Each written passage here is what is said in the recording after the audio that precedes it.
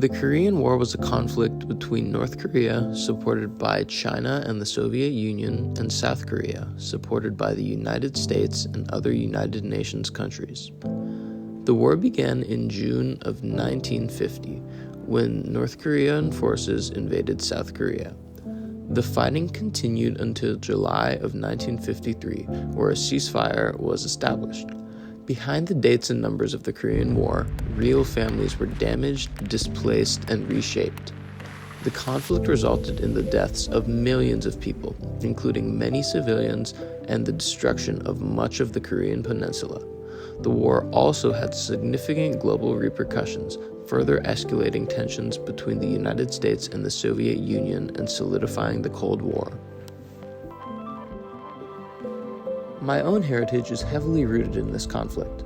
My paternal grandmother, Mary Barnes, was forced to cross the 38th parallel and take refuge in South Korea because her old home was no longer safe. This meant that she was no longer able to receive anything past a grade school education until her life stabilized enough for her to re-enter the schooling system. While she was able to emerge from the conflict with her life, she lost her entire family during the war and was never able to reconnect or relocate them. My paternal grandfather, Charles Barnes, was a soldier who fought in the Korean War and later in Vietnam. He was stationed to stay in Korea for many brief periods after the conflict had already cooled down. Luckily, he was able to survive and still is alive today. However, he had to endure heavy pain and suffering. He had minor hearing loss due to weapon usage, he lost friends in both Korea and Vietnam, and he was separated from his family for the war effort. On top of all of this, he had to deal with the stress of potentially losing his life. My paternal grandparents met after the war had cooled down, and after many years together in South Korea, my grandmother immigrated to New York and was able to gain U.S. citizenship. Eventually, the family settled down in El Paso, Texas, where my grandmother, a Korean woman with terrible English, worked her way up to the top of the real estate market to make a better life for herself. Though these two people have tremendously heart-wrenching stories and a happy ending, the sad truth is that their stories are not unique, and many other stories do not end on a high note. One source mentions that 200,000 people were displaced during the first round of violence in the Korean War, and another 500,000 were displaced in the second round. 100,000 of the people displaced in the second round were former North Korean citizens, similar to my grandmother. Each individual had to endure conditions similar, if not worse, to those that my grandmother faced.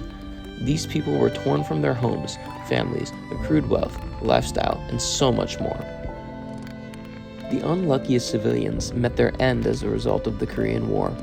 One source estimates that over 200,000 completely innocent North Korean citizens perished over the course of the war. There are countless other statistics concerning rape, violence, and general inhumanity that need not be displayed to prove the scale of the trauma that war can cause. The nature of textbooks and statistics does not even come close to doing justice to the real-life tragedies that plague war and violence. In human day-to-day lives, people complain about the smallest details, and minuscule problems seem to be blown out of proportion when compared to the problems of soldiers and civilians during times of war. What people fail to realize is simply how big these numbers are.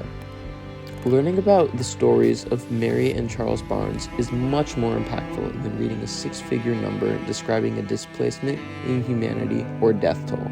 What we must realize is that stories like those of my grandparents lie within each and every person encompassed in these large statistics, and these stories must not be taken for granted.